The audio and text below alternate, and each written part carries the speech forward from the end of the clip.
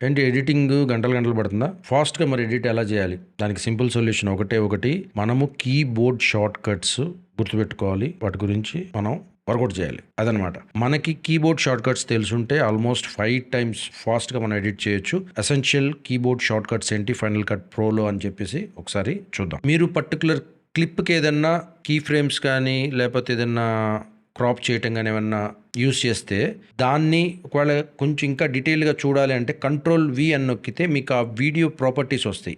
Animation properties అనమాట. So దీంట్లో డీటెయిల్డ్గా మనకి ఇక్కడ ఉంటుంది.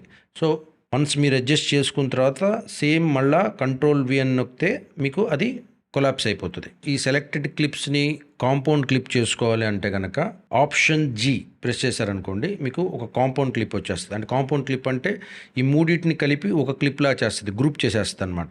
సో వన్స్ మీరు ఓకే చేస్తే కాంపౌండ్ క్లిప్ అయిపోయింది చూడండి. సో నెక్స్ట్ కాంపౌండ్ క్లిప్లో నుండి ఎగ్జిట్ అవ్వాలి. కాంపౌండ్ క్లిప్ అంటే డబుల్ క్లిక్ చేస్తే లోపలికి వెళ్తే మళ్ళీ అవి కనపడతాయి. బ్యాక్ ఆరో కొట్టారనుకోండి మళ్ళీ దాంట్లో నుండి బయటికి కాంపౌండ్ క్లిప్ బయటకు వస్తుంది. కాంపౌండ్ క్లిప్ని డిజేబుల్ చేసి బ్యాక్ పొజిషన్కి రావాలంటే కనుక షిఫ్ట్ కమాండ్ G కొట్టారనుకోండి మళ్ళీ మీకు యాజ్ ఇట్ ఈజ్ చూడండి ఆ 3 క్లిప్స్ బయటకు వచ్చేసినాయి.